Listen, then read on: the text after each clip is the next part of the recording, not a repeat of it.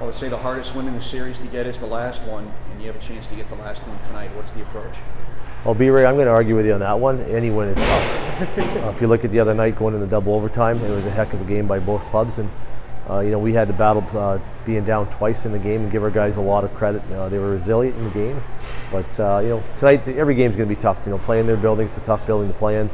They're a big, hard, heavy team, so we know exactly how they're going to play, and it makes for a great game tonight.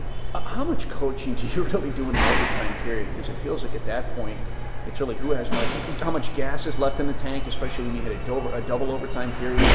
Any real coaching going on between those overtime periods, or are you just trying to manage health and endurance? There's a little bit of both, B-Ray. There's a little bit of coaching, just kind of reassuring the guys what to do and kind of stay on. And don't say too much. They're focused on trying to play and, gather up enough energy to get through the 20 minutes. And, probably the only coaching you're doing is, trying to get the matches that you want.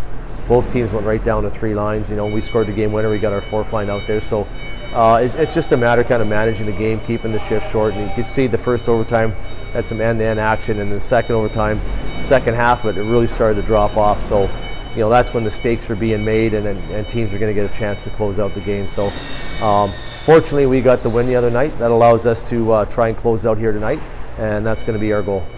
You mentioned that these two teams, they know what each side is going to do, but is there anything more that you learned out of Game 3? Yeah, you're always learning something watching the video. There's some areas that we're going to try and take advantage of tonight where we thought we did last game. If we can build on those areas, it'll give us more chances to get some more offensive opportunities. Defensively, I like the way our team's playing.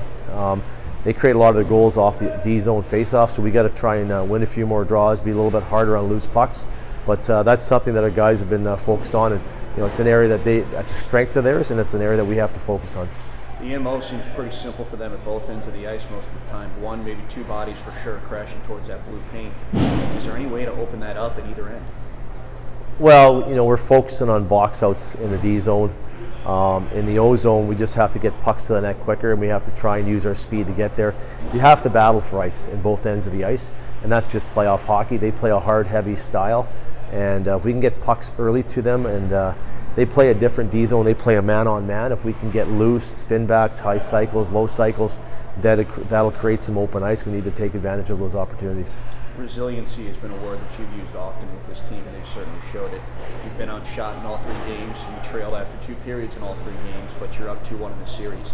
Is that an area of concern, or just an identity of your team right now and how they battle back in the third? Well, it's an identity of their team. They shoot a lot of pucks on net, and then they try and crash it and create second chances. So a lot of the shots you're seeing on the shot clock are perimeter shots. The biggest thing for us is we need to get to the rebounds and we need to clear pucks out and try and break out against them. That's just something. You look at the shots forward during the year, they're one of the highest in the league just because of the way they play. There's not a lot of puck possession on their own zone. It's just crash, and that style of game has kind of gone wayside. But it works for this team, so we have to pay attention to it. We just have to make sure that we try and get back the pucks first, break out first. Don't give them the opportunity to funnel pucks.